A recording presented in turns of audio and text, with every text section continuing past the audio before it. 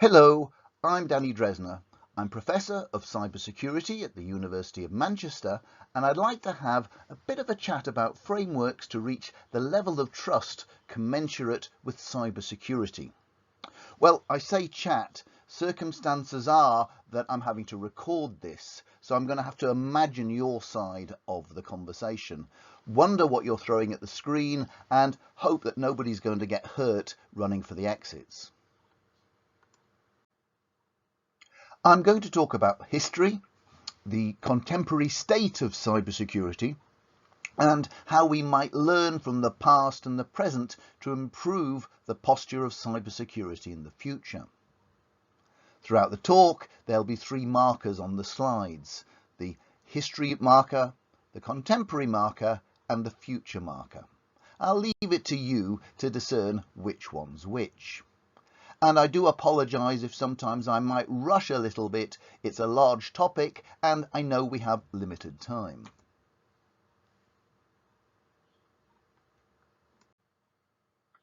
I think it's fair to warn you that I certainly recognise that this is a serious topic, and I am serious about everything that I do, but not necessarily in the way that I do it. So the past and the present can more or less be described on this graph. So what do we see? Malicious software, the famous viruses, and all of that kind of stuff. We see insider threat. We see all kinds of vulnerabilities which should long have been noticed and removed from our systems, still there and being taken advantage of. We see some big league stuff where it's the so-called hostile nation state acting, and of course follow the money, the theft and the fraud still goes on, and it's not always a case of just downloading and stealing the data. It's sometimes siphoning off the financial information for misuse as it's actually going on, and perhaps the poor cousin of the famous security triad of confidentiality, integrity and availability is that of integrity, and getting the data right is also a security issue. But there's one thing that you might have noticed actually as a trend in this graph, as well as the constants and the new attacks going on all the time. Yeah, that's probably a sad aspect too. If you're wondering why me today, then I think you'll probably find all that you need to know on LinkedIn. So I'm going to take my friend Stuart's advice and show you a photograph of a towering intellect. No, actually, forget what Stuart says. I thought you'd be more interested in the statue of Alan Turing. So here's a thought to hold on to. Amidst climate change, continental drift, killer bees, and Sunday afternoon on the New Jersey Turnpike, Arnold Toynbee, the historian, recognised that civilization must respond to a challenge in order to flourish. What if that challenge, at least from our perspective, is cybersecurity? We have things that we want to protect, our information, and not just data in terms of data protection and personal data, but those all-important signals which control our power stations, purify our water, keep our traffic lights changing to make the roads safe to use. Unfortunately, there are people who would like to take advantage of what we've created without putting the effort in to create it for themselves. As a result of which, we face losses. And they'll get to our stuff through vulnerabilities. Sometimes they're stuff that we should have cleared out the way long ago. Sometimes they're things which are hidden in our systems that we don't know exist. But we know it will have impact, and we will suffer as a result of those losses. People will have to have the motivation, and this is of course the difficult part. Motivating people to behave safely online is a lot more difficult than the motivation thereafter the bad people to take advantage of our finances or other systems which can bring them benefits. But they do need the capability, once they find those vulnerabilities, and have the ability to exploit them. So there are things that we can do to put in their way to make it more difficult for them when they try these things on. But also, of course, importantly, recognizing that bad stuff will happen, we also have to have in place the mechanisms to enable ourselves to be able to cope.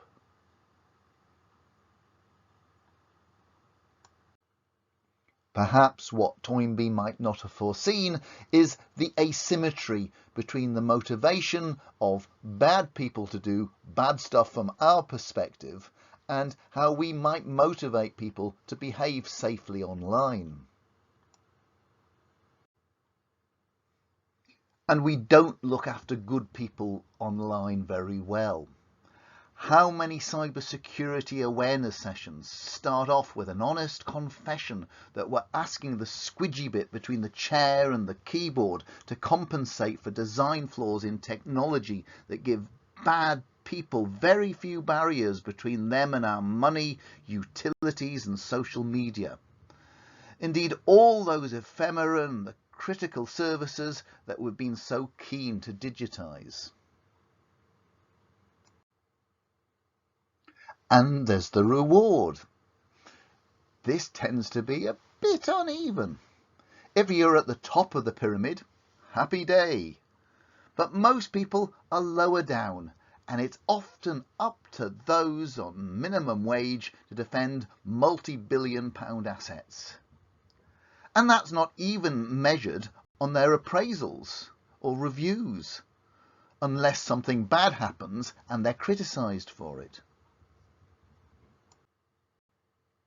Yet, in our digitized, digital, online, device-ridden world, we cry out for data protection. But it's not about protecting data, it's about protecting people. So where might we go from here? We seem to be very keen on quite aggressive language when it comes to cyber. Hostile nation states, cyber weapons, cyber attack. So perhaps we can continue this analogy and remember that General Patton said that there are no atheists in a foxhole. So perhaps what we could do with in cyber is something to believe in and something to aim for. I'd suggest that one of the barriers to good behaviours and good activity in cyber is not cyber itself, but the other C word. Well, I'm thinking about compliance. I don't know what was on your mind.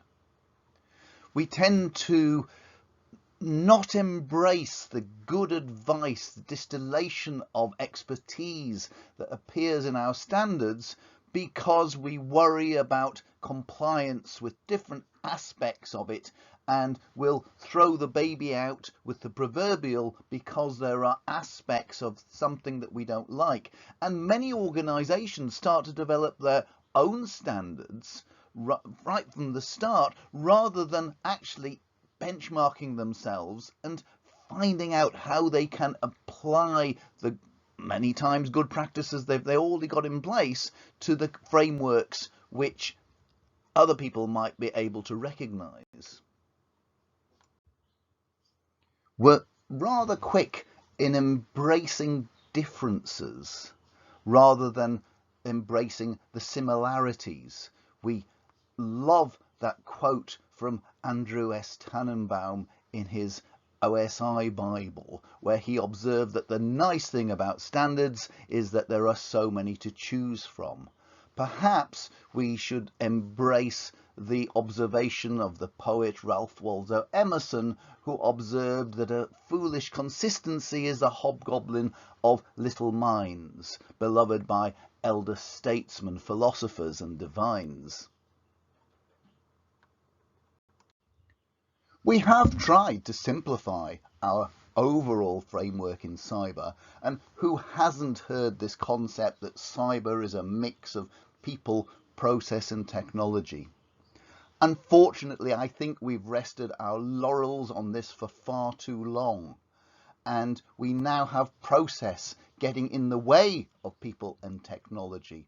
Process has become a distraction whereby we don't recognize the need to really get that balance of people and technology right, and process becomes the wet string, the excuse, the workarounds, because we haven't got that connection and the use of technology right. What is absolutely right about that old people, technology, process concept is the idea of boiling things down to some basic principles that we can keep an eye on to make sure that we're heading in the right direction amidst hundreds of different clauses or hundreds of different controls that we need to implement for cyber. Because the most important thing for all our systems, whether that's information technology or operational technology, whether it's calculating our finances or changing the traffic lights or purifying our water, keeping the lights on, everything needs to operate according to what we require, and of course that requires some consideration of efficiencies like the non-functional requirements of quality and of course security. And around that we need to put the wrapper of protection, things like the controls, but also we need to be in a position, whether that's with machinery or just ourselves or a balance of the two, to be able to react as well when bad things happen online. So this idea of self-preservation, this corrective action, being able to react and cope with a cybersecurity incident.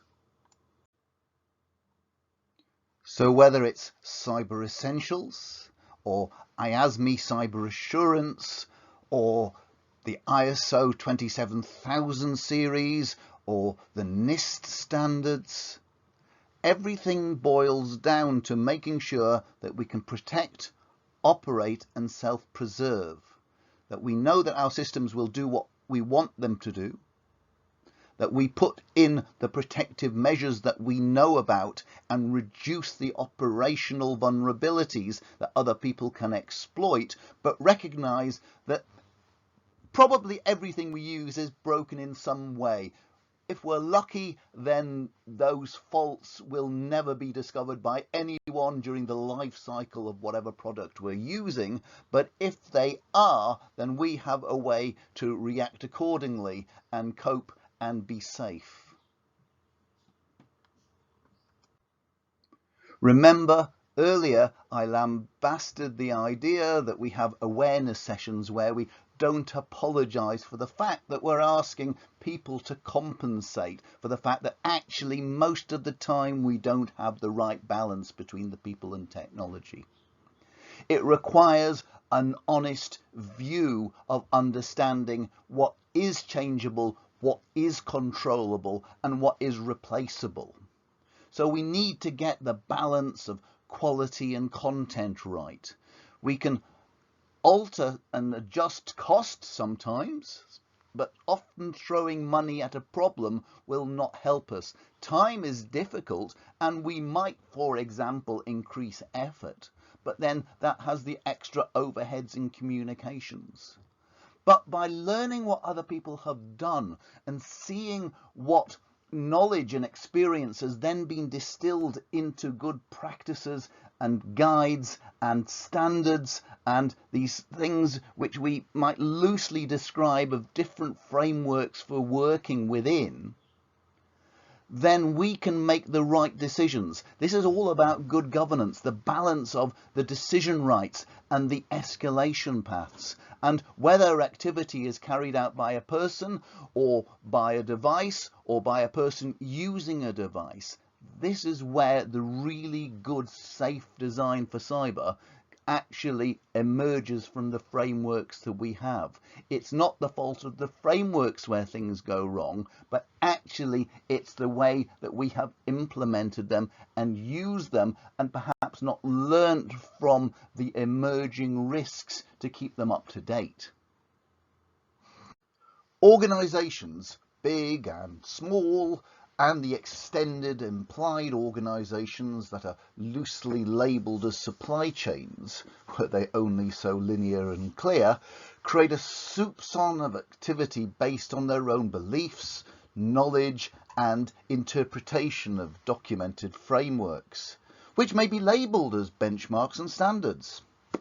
This leads to a balance or imbalance, which may not be a bad thing, of the organisation's risk appetite, whether that's formal or emergent, and the attitude of those involved with it, theirs too. Whether that's in the day-to-day operational involvement or the faceless design, development and delivery of a piece of technology. What this gives us is not a bland painting by numbers approach to following standards and frameworks, but unique profiles of their implementation as the tacit knowledge is captured into them and then released by activity which is faithful to the objectives of the standards and the frameworks to present as a unique and compliant implementation which also matches the objectives of the organisation.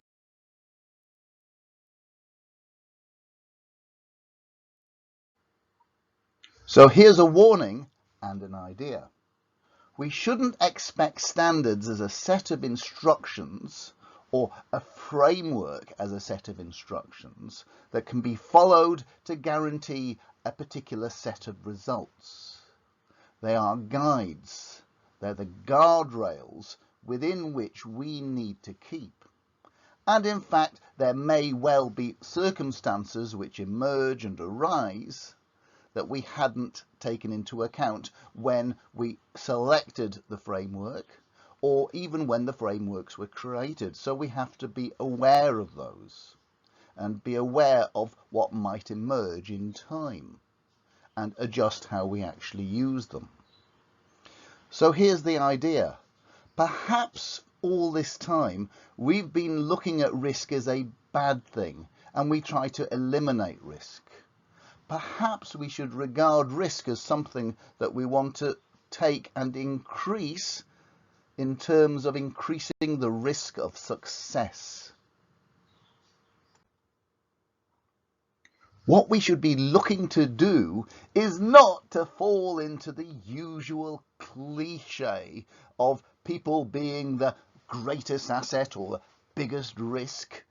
We should recognise that different people in different roles and from different backgrounds will have a rich tapestry of expertise. So we'll understand the implementation of technology and the use of technology from a human resources point of view. We'll understand what the legal implications might be. We'll understand what the technical possibilities are, and importantly as well, the technical limitations, so we can get the balance right. Now, all of us probably have some general idea about many other areas, but the key is calling in those other areas of expertise when you need them. There will be times, of course, when we don't realise that actually we needed somebody who knew about a particular technology or perhaps a particular aspect of law or how to communicate a particular problem or maybe announce after a breach in a particular way. But the important thing is learning. There will still be the so-called black swans of emergent risk that we didn't know about, but the important aspect is being able to learn from them and at the very least having the frameworks in place already that can pick up the new and emergent ideas and make those decisions as to whether we need to change what we're doing or actually this was such a rare event that we don't need to worry too much about it happening again. And this is where frameworks really come into their own, because it's from them we can create the checklists to guide our expertise. We're often under pressure. We have a lot to remember.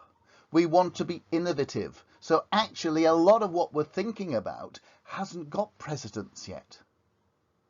So the checklists help us to at least boil down to the core principles that we must remember to take into account so that we repeat success rather than falling down the rabbit hole of failure. And we can stay in line with the objectives of our organisations and keep that in communion with the organisations that we need to work for or the people that we need to service. And the wider the views we get, the better we are likely to be in terms of implementation, innovation, and increasing that risk of success. How have we got to where we are today when the technology that we rely on so much is inherently insecure and unsafe? Perhaps part of it is the fact that as soon as somebody mentions the other C word or another C word, and this time I'm thinking cyber, that people's eyes roll, they switch off, or just take a blank stare into the distance. We forget that cybernetics actually goes back, well, in one view, as far back as the 19th century, but more recently back to 1948 as a science of steering technology or steering systems to desirable outcomes. And perhaps if we remember this idea of steering this complexity, we will have the chance of increasing the risk of being able to steer it towards the goals that we always want. And that includes the non-functional, ever-present requirements of security, safety, efficiency, timeliness, maintainability. The non-functional requirements checklist goes on, and actually you can find it in ISO IEC 25010, but you were probably muttering that to yourselves already. Well, maybe not. So here we are today, and when technology is mentioned, it doesn't take long before somebody mentions artificial intelligence. And that would be fine if there hadn't been this split, which you could probably trace back to the 1950s. There were scientists and technologists looking at the cybernetics of steering technology and systems, and that systems is a very important term to hold on to, towards desirable outcomes. But it wasn't favoured by everyone, and this new science supposedly emerged, this idea of artificial intelligence, which essentially beheaded the brain from the rest of the system. So now we have these new technologies emerging that we're labelling AI, and we're not dealing terribly well with the potential and the emergent consequences. We're not getting the whole picture.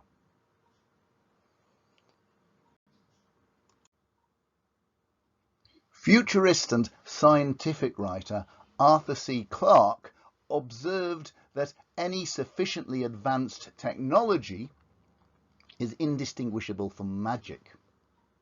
I think perhaps the engineer's corollary may be closer to the truth, where it says that any sufficiently advanced technology is indistinguishable from a rigged demo.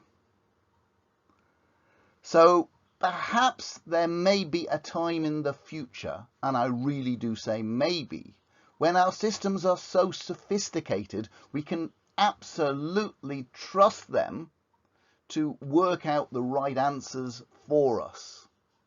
Whether that's in road technologies, in medicine, in accounting, whatever discipline we want to put onto them.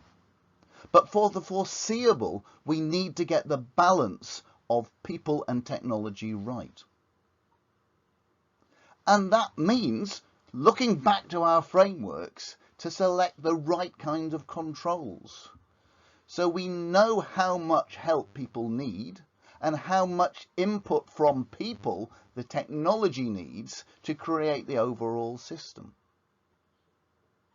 So there is a balance to be achieved between the appetite of the organisation.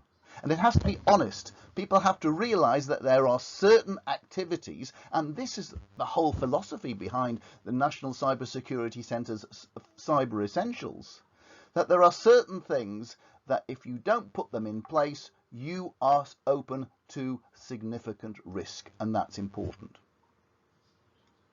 But the rest of the story is also the attitude of the individuals, whether it's in creating the security management systems to be able to handle security events and to make things safe in the first place, to protect, to operate and self-preserve. Getting that balance right is key. So perhaps what we need is yet again another framework which we can look at to be able to get that balance of people and technology right. Here's a proposal. The concept of risk emerged in sailing. People would sail off into uncharted waters, not knowing what they were likely to encounter. Cartographers didn't really help because think about the old maps where somewhere in the corner, possibly in several corners, it would say, "Here be dragons." Why did it say "Here be dragons"? Because the cartographers didn't know what was there and they hoped that the sailors wouldn't head down there to find they'd bought a dodgy map. So sticking with this theme of risk and the seas, let's translate that into an alphabetical view and select 7 C's which can help to guide us in this balance between people and technology to achieve a degree of security or a state of security that we can trust when we use, implement or benefit from the various information systems, whether that's information or operational technology. We know and we want, and perhaps a lot of our problems have come from the fact that we've rushed to automate. Perhaps some of the time we should be looking to complement what it is that the people are doing together with the technology.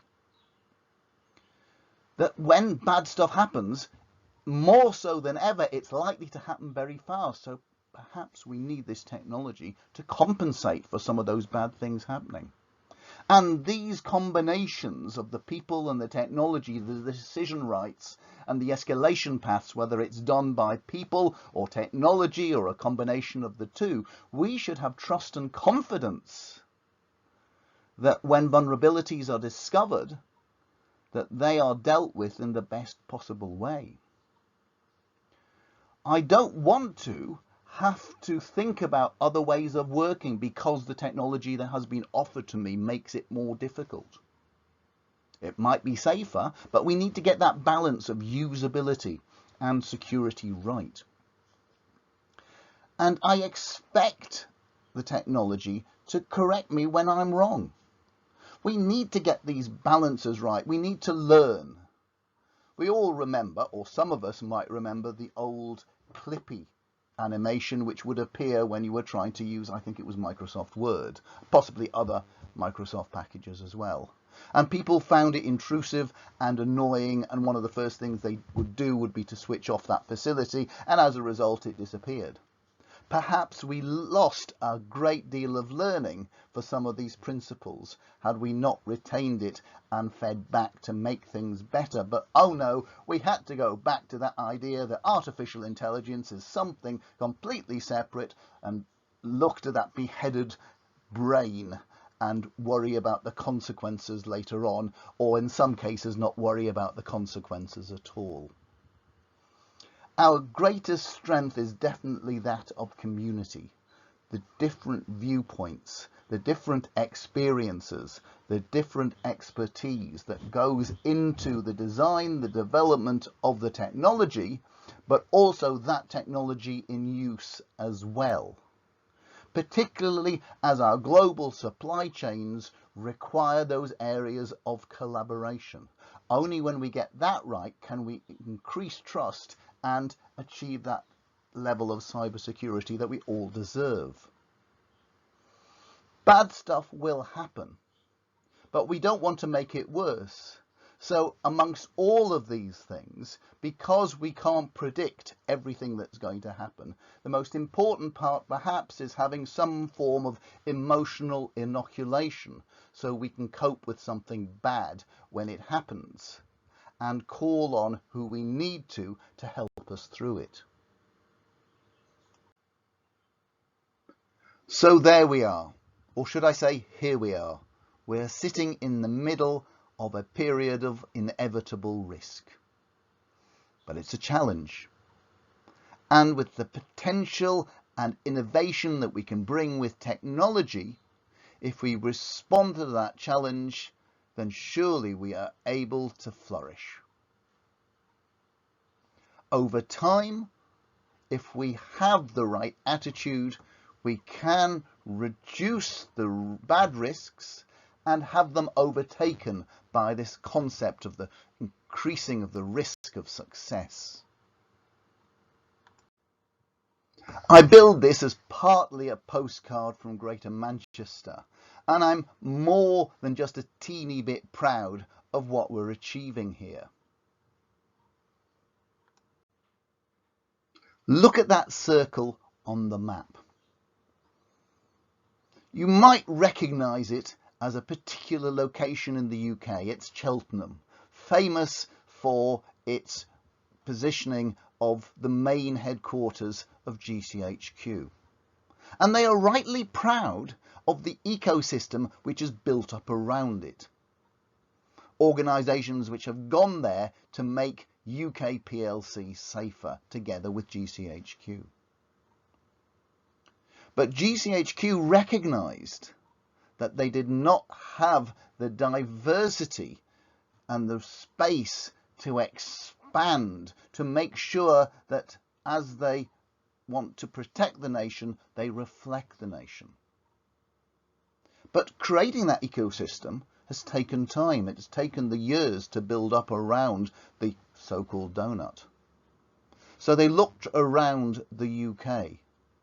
And they found that diversity in adversity was already being tackled within that Greater Manchester region.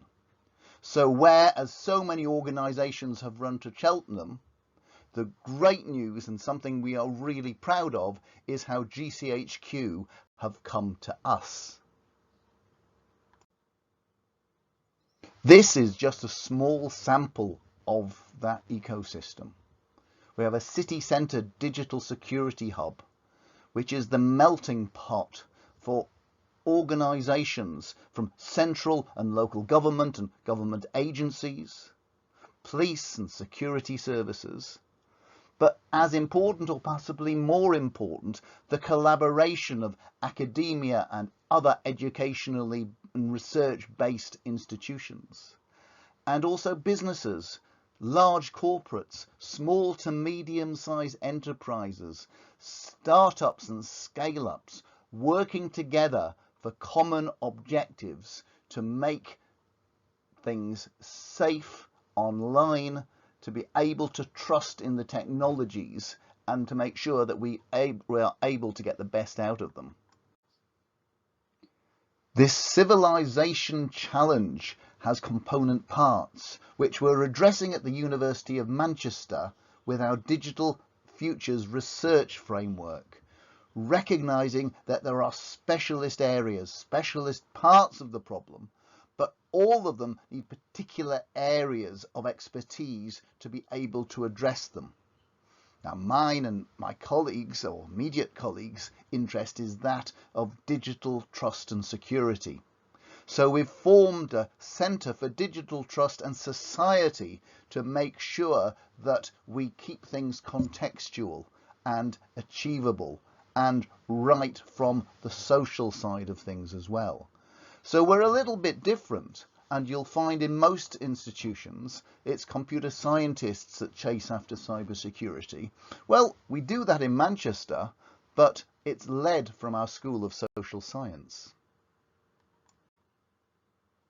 And that's how we work in different organisations, with different organisations, different age groups, different backgrounds, to take a full universal view of the challenge and the right kinds of solutions to make that challenge work for us. And it's that diversity and adversity when it comes to security that we see as our guiding light. So there we are. A framework for bringing the people and the technology together, for reattaching the AI head to the body of cybernetics, to get some systems thinking and to create a framework which sees the idea of increasing the risk of success as naturally dampening down the awful risks and the cost of our failures. As I said at the beginning, we don't have an immediate way of having a question and answer session, but I do hope that perhaps I'll hear from some of you in due course. So be safe and well out there. Thank you for listening.